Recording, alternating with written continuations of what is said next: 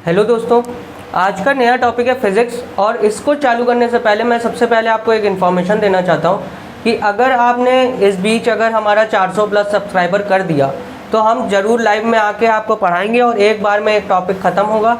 Live में अगर आप हम लोग को देखना चाहते हैं तो प्लीज़ सब्सक्राइब करिए ज़्यादा से ज़्यादा और ये वीडियो को ज़्यादा से ज़्यादा फैलाइए लोगों को, ठीक है।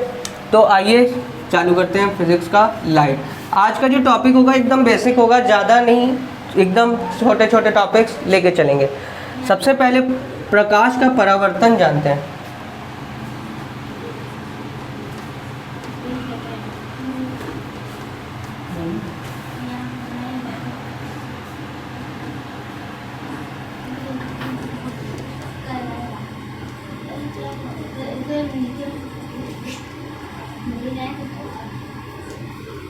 रिफ्लेक्शन ऑफ लाइट, प्रकाश का परावर्तन।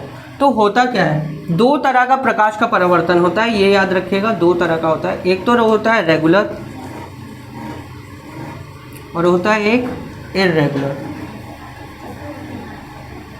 अगर मान लीजिए कोई प्रकाश की गति अगर सीधे एकदम सीधे स्मूथ सरफेस, कोई स्मूथ सरफेस है जैसे कि मिरर, उस पर अगर पड़ रही है कोई लाइट और उसके बाद जैसे ही पड़ेगी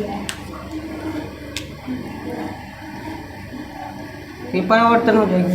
तो ये अगर ये पड़ रही है तो ये किस टाइप का होगा, रेगुलर टाइप का होगा, ठीक है। कोई प्रकाश की गति अगर स्मूथ सरफेस में यानी कि एकदम समतल जगह पे अगर पड़ रहा है तो वो परावर्तन हो रहा है, तो उसको कहेंगे रिफ्लेक्शन ऑफ लाइट। लेकिन कैसा, रेगुलर रिफ्लेक्शन ऑफ लाइट। तो इसको हम बोलते हैं, इस वाली लाइन को बोलते हैं इंसिडेंट रे,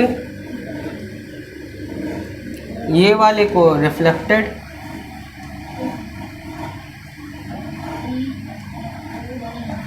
यही है रिफ्लेक्टेड रे जो रिफ्लेक्ट हो रही है। और एक लाइन बीच से बनेगी जिसको बोलेंगे नॉर्मल, ठीक है, जो कि परपेंडिकुलर लाइन होती है, जो कि 90 का कोण बनाती है। तो इसमें हम लोग को सीखना क्या है, इसमें दो लॉ निकलते हैं, इसके सामने दो लॉ निकल के आते हैं कि ये जो इंसिडेंट रे बन रही है ये कोण बनाएगी आई, एंगल आई का, ये जो कोण बनाएगा एंगल आर का। तो ये जो दोनों कोण कैसा रहेगा, बराबर रहेगा, यानी कि आई बराबर एंगल आर। इसका मतलब ये है कि वो मिरर पे पड़ रहा है। यानी कि इससे क्वेश्चन, अब ये इसको कैसे आप पूछेंगे, कैसे बनता है कि अगर आप प्लेन मिरर के सामने अगर आप खड़े रहेंगे, अगर मान लीजिए 5 सेंटीमीटर की दूर पे खड़े हैं या 10 सेंटीमीटर, तो आपका जो प्रतिबिंब है वो भी 5 सेंटीमीटर दूर ही का बनेगा, क्योंकि उन दोनों का परावर्तन सेम हो रहा है, क्योंकि ये एक सीधी लाइन है। आप जितना डिस्टेंस मिरर से, प्लेन मिरर से जितना डिस्टेंस आपका रहेगा उतना ही डिस्टेंस आपके इमेज का भी रहेगा। एक क्वेश्चन पूछ सकता है, ऐसा क्वेश्चन पूछा गया है, पूछा क्या जाता है कि कोई एक ऑब्जेक्ट है, कोई एक बॉडी है, कोई आप है, वो मिरर से 30 सेंटीमीटर की दूरी पे खड़ा है। ये मिरर है, 30 सेंटीमीटर की दूरी पे खड़ा है। अब बोल रहा है कि वो 5 सेंटीमीटर और पीछे चला गया, तो आप बताइए कि उसका इमेज कितने दूरी पे बनेगा। तो ये क्या है, 30 था पहले, अब 5 और हो गया है, तो 30 5 35, तो 35 सेंटीमीटर दूर उसका ऑब्जेक्ट ही बनेगा। जो उसका प्रतिबिंब है वो 35 सेंटीमीटर की दूरी पे ही बनेगा। तो याद रखिएगा, प्लेन मिरर में केस में यही होता है। लेकिन अभी कैसे निकालते हैं, कॉनकेव में और कॉनकेव मिरर में और कॉन्वेक्स मिरर में, उसका एक वीडियो ऑलरेडी पड़ा हुआ है। आप चाहेंगे कि इस सीरीज़ को कंटिन्यू करें तो मैं फिर से पढ़ा दूंगा उसको। उसमें मैंने आपको निकालना सिखाया था कि लेफ़्ट और राइट को दिखा के प्लस लगाना है, माइनस निकालना है, उससे निकालना बहुत आसान है। तो आप वो वीडियो को ज़रूर देखिएगा नीचे जाके, तो ये आपको समझ में आ गया होगा, ठीक है। आइए और कुछ जाते हैं।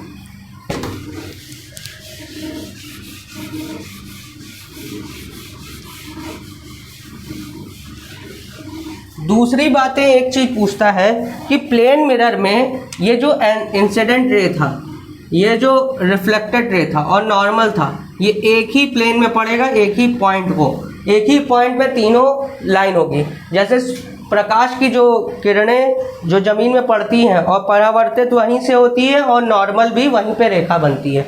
अगर मान लीजिए दीवार थोड़ा सा टिल्ट है तो क्या होगा, प्रकाश की गति आई तो सेम एंगल पे ही परावर्तित होगी और इस पे 90 डिग्री का कोण बनेगा इस तरह से। अगर स्लोप होगा तो ऐसा होगा, ठीक है। प्रकाश की गति ऐसी आई तो ये इसका रिफ्लेक्शन होगा, तो ये एंगल आई और ये एंगल आर दोनों बराबर होंगे। तो ये हमेशा याद रखिएगा अगर स्मूथ प्लेन है तो।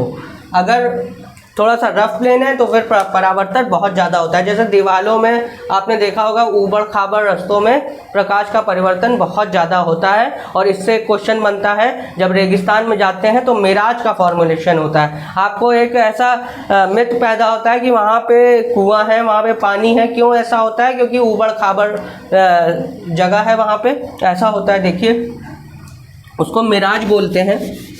आप रेगिस्तान में जाएंगे, अक्सर लोगों को भ्रम हो जाता है कि वहाँ पे पानी है। वो इसीलिए होता है क्योंकि ऊबड़ खाबड़ है, रेगिस्तान आपका ऊबड़ खाबड़ रहेगा। तो प्रकाश का जो ये यहाँ पे पड़ रहा है तो कभी यहाँ पे छितरेगा, कभी यहाँ छितरेगा, कभी यहाँ छितरेगा।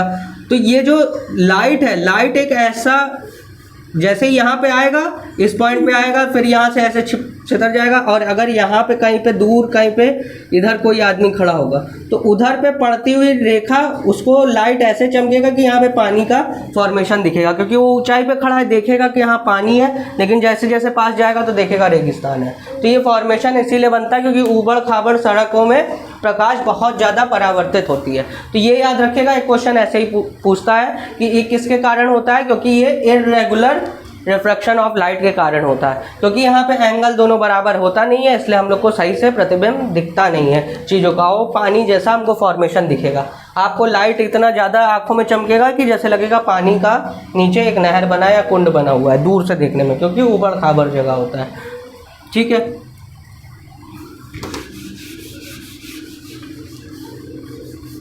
अब आते हैं थोड़ा सा और बातें जिससे क्वेश्चन बनते हैं।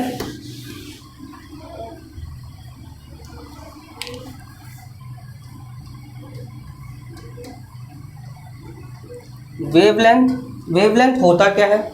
वेवलेंथ वो होता है कि जो डिस्टेंस लाइट से द्वारा, मतलब प्रकाश के द्वारा जो दूरी तय की गई है एक टाइम पीरियड पे, उसी को वेवलेंथ कहते हैं। कोई एक प्रकाश है, प्रकाश आ रही है, वो एक टाइम पीरियड में कितनी दूरी तय करती है, इसी को वेवलेंथ कहते हैं। तो वेवलेंथ किसका ज़्यादा होता है, किसका कम हो गया है, ये तो मैं कई बार बता चुका हूँ विबग्योर के माध्यम से, लेकिन आप अब यहाँ पे कॉन्सेप्ट जानिए वेवलेंथ होता क्या है। कि दूरी तय करना होता है। वेवलेंथ क्या है? दूरी है कि कितना एक टाइम पीरियड में, एक निश्चित समय में एक प्रकाश कितना दूरी तय करती है, उसको वेवलेंथ कहते हैं। और फ्रीक्वेंसी क्या होती है?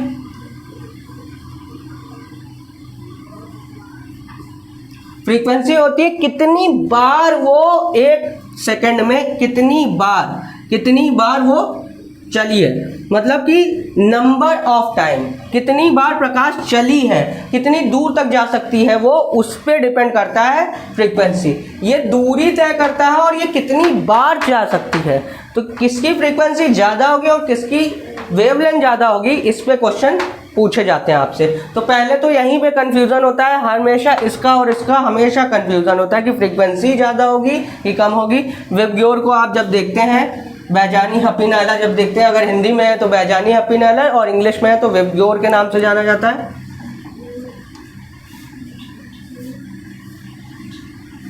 और इसी को बैजानी हप्पी नाला भी कहते हैं। हप्पी नाला, ला से लाल, ना से नारंगी या फिर ऑरेंज, पा से पीला, पीला या येलो, हरा से ग्रीन, नीला से ब्लू, और जामुनी से इंडिगो, और बैगनी से वॉयलेट। तो विबग्योर पढ़िए या फिर बैजानी हप्पी नाला पढ़िए। तो ये इस पे क्वेश्चन बनते हैं कि लाइट जो है, रेड लाइट की फ्रीक्वेंसी ज़्यादा होती है कि वेवलेंथ ज़्यादा होती है, कि वॉयलेट की वेवलेंथ ज़्यादा होती है कि फ्रीक्वेंसी ज़्यादा होती है। तो ये याद रखिएगा, इसकी वेवलेंथ ज़्यादा होता है, इसका फ्रीक्वेंसी ज़्यादा होता है। याद रखिएगा, इसका फ्रीक्वेंसी बहुत ज़्यादा होता है लेकिन वेवलेंथ छोटा होता है, इसका वेवलेंथ ज़्यादा होता है लेकिन जो फ्रीक्वेंसी है वो छोटी होती है। इसीलिए आसमान का रंग नीला दिखता है, क्योंकि वो दूरी तय कर लेता है ना ज़्यादा। एक समय में सबसे ज़्यादा दूरी कौन तय कर लेगा? आप सबसे ज़्यादा दूरी तय कर लेगा, उसी टाइम में तो छिटक जाएगा पूरी तरह से, पूरे आसमान में छिटक जाता है, वेवलेंथ है। लेकिन फ्रीक्वेंसी अब फ्रीक्वेंसी इसकी ज़्यादा होती है रेड की, तभी रात के टाइम में पीछे जो बत्ती है वो लाल का कलर के क्यों किया जाता है, क्योंकि वो दूर तक टाइम ट्रेवल कर सकता है, वो उस नंबर बार बहुत बार बार बार बार बार बार छोटे छोटे अवधि पे ऐसे ऐसे ऐसे ऐसे ऐसे ऐसे ऐसे ऐसे जाता जाएगा। तो दूर खड़ा हुआ एक व्यक्ति अगर यहाँ से ब्रेक मारेगा तो दिख जाएगा कि लाल रंग है, क्योंकि वो कई बार ही कर लेता है एक टाइम पीरियड में, 1 सेकंड में इतना ज़्यादा कर लिया। लेकिन यही अगर बैगनी की बात करें तो वो ऐसे ही ऐसे जा पाएगा, 2 ही ऑसिलेशन कर पाएगा। ये वॉयलेट हो गया यानी कि बैगनी हो गया, और ये रेड का हो गया। अब आंखों को इस पे ज़्यादा कंफर्टेबल है देखना, क्योंकि ये क्या है छट छट छट छट छट करके परिवर्तन ज़्यादा करता है, परावर्तन बहुत ज़्यादा, परिवर्तन नहीं सॉरी परावर्तन बहुत ज़्यादा करता है। ये कम ही कर पाएगा तो दिखेगा नहीं, इसीलिए वायलेट कलर यूज़ नहीं करते हैं। आसमान का कलर इसीलिए हो जाता है क्योंकि वो कम सा दूरी ज़्यादा तय कर लिया है। देखिए दूरी ज़्यादा तय कर लिया है। ये कितनी बार 1 2 3 4 5 6 7 8 9 10 लगाया, लेकिन ये 2 ही बार में उतना है। अगर ये 10 बार में करेगा तो पता नहीं कहाँ चला जाएगा, पूरा आसमान में नीला हो जाता है। इसीलिए ठीक है, ज़्यादा टाइम कर लेगा उसी टाइम पीरियड में। ठीक है, तो इसीलिए आसमान का रंग नीला दिखता है और सूरज का कलर हमको लाल दिखता है, क्योंकि वो उधर ही पे रह जाता है। उतनी देर पे वायलेट पूरे जगह पे चला जाता है, फैल जाता है। अब आता है इस पे और एक क्वेश्चन, इसको कंटिन्यू करते हैं। वेवलेंथ को आप लैम्डा के थ्रू दिखाते हैं। लैम्डा, इसको बोलते हैं लैम्डा। अब इसका कुछ किया नहीं जा सकता, इसको थोड़ा सा अच्छे से सुनिएगा। लैम्डा है ये, और कुछ नहीं बोल रहा हूँ मैं, लैम्डा है। इसको ध्यान से सुनिएगा, लैम्डा के नाम से, और इसका साइन ये होता है। ठीक है, तो ये एक साइंटिस्ट का नाम था लैम्डा, तो उनके नाम से बना हुआ है लैम्डा। तो ये लैम्डा है। फ्रीक्वेंसी को स्मॉल f से डिनोट करते हैं। ठीक है, इसमें और कुछ महत्वपूर्ण बात है कि इसकी जो यूनिट होती है वो मीटर होती है, याद रखिएगा मीटर में है, क्योंकि डिस्टेंस है, डिस्टेंस की बात की है। लेकिन ये क्या है, समय पर निर्भर है, तो इसलिए इसकी यूनिट होती है सेकंड इनवर्स। याद रखिएगा सेकंड इनवर्स होती है। ठीक है, इसका फॉर्मूला होता है F = 1/T। सिंपल ये टाइम पीरियड है, 1/T इसका फॉर्मूला होता है। अब लैम्डा की बात करें, अगर लैम्डा और फ्रीक्वेंसी में निकाल के दे तो एक चीज़ और होता है वेलोसिटी। जी हाँ, वेलोसिटी, लाइट वेलोसिटी बोलते हैं, वेव वेलोसिटी बोलते हैं। वेलोसिटी होता क्या है कि भैया आप कितने बार, कितने एक सेकंड में कितनी बार चल रहे हैं, स्पीड, उसकी स्पीड 1 सेकंड में आपने कितनी दूरी तय की है, इसको वेलोसिटी बोलते हैं। और इसको डिनोट तो आपको सबको पता है v से किया जाता है, और इसका हमेशा जो यूनिट होता है मीटर पर सेकंड होता है, सबको पता है मीटर पर सेकंड। इस पर वीडियो भी बन चुका है। वेलोसिटी का यूनिट होता है मीटर पर सेकंड। तो अब क्या है, यहाँ से इसका फॉर्मूला अगर निकाल के देखें कि इस वेलोसिटी का फॉर्मूला, तो ये वेवलेंथ का गुना फ्रीक्वेंसी। याद रखिएगा ये फॉर्मूला बहुत इंपॉर्टेंट है, यानी कि V = lambda into F। V = lambda into F। तो ये एक फार्मूला है वेलोसिटी का। अगर आप इन दोनों का अगर बात करें तो इस पे निकाल सकते हैं वेलोसिटी कैसी है। अब आप लाइट की स्पीड निकाल सकते हैं, स्पीड ऑफ लाइट निकाल सकते हैं आराम से। लैम्डा आपको पता होना चाहिए, फ्रीक्वेंसी आपको पता होनी चाहिए, तो स्पीड ऑफ लाइट निकल सकती है। अगर आपको टाइम पीरियड पता है, स्पीड ऑफ लाइट, तो आप कुछ भी निकाल सकते हैं, लैम्डा की वैल्यू आसानी से निकल सकते हैं। स्पीड ऑफ लाइट का आप अगर देखेंगे, ये तो याद रखना चाहिए आपको, स्पीड ऑफ लाइट होता क्या है, 3 × 10⁸ मीटर पर सेकेंड। याद रखिएगा, ये वैल्यू जरूर याद करिएगा, 3 × 10⁸ मीटर पर सेकेंड ये स्पीड ऑफ लाइट होती है। ये हम लोग को पहले ही से ज्ञात है। फ्रीक्वेंसी अगर आपको निकालना है कि बताइए 1 घंटे में स्पीड ऑफ लाइट कितना लैम्डा हो जाएगा, तो यहाँ पे टाइम पीरियड की जगह 1 घंटा यानी कि 60 मिनट यानी कि 3600 सेकेंड रखेंगे, क्योंकि टाइम की यूनिट हमेशा सेकेंड में मापी जाती है, इसलिए SI यूनिट के हिसाब से रखते हैं। ये याद रखेगा, ये मैंने पहले ही बता चुका है, क्योंकि टाइम पीरियड हमेशा किस में नापा जाता है, सेकेंड में नापा जाता है। तो सबसे फिजिक्स का सबसे पहला चैप्टर यूनिट एंड मेजरमेंट है। अभी तक आपने नहीं देखा है तो प्लीज जाके देख लीजिएगा वो वाला वीडियो, उसमें अच्छे से मैंने समझाया किसका क्या यूनिट होता है। दूरी हमेशा मीटर में नापी जाती है, जो कि है मीटर में पहले ही से। समय को हमेशा सेकंड में कन्वर्ट करेंगे। अगर आपको क्वेश्चन में 1 घंटा दिया होगा तो आप 1 घंटा मत रख दीजिएगा, इसको आप सेकंड में चेंज करेंगे। तो 60 मिनट होते हैं 1 घंटा बराबर, और 1 मिनट में 60 सेकंड होते हैं, तो 60 × 60 करेंगे तो 3600 सेकंड हो जाते हैं। ठीक है, 3600 सेकंड रखेंगे इधर पे 1/3600 और इतना लिख देंगे, इससे मल्टीप्लाई कर देंगे 3600 का, तो आ जाएगा आपका लैम्डा की वैल्यू। ठीक है, सिंपल है। तो आशा करते हैं आपको ये वीडियो पसंद आया होगा। अगर पसंद आया तो चैनल को लाइक करिए, शेयर करिए, सब्सक्राइब करिए। धन्यवाद। ठीक है, तो आप इसका स्क्रीनशॉट ले लीजिए, जितना भी पढ़ाया है थोड़ा सा पीछे जाके आप स्क्रीनशॉट ले लीजिएगा इसका अच्छे से, और मिलते हैं नेक्स्ट वीडियो में।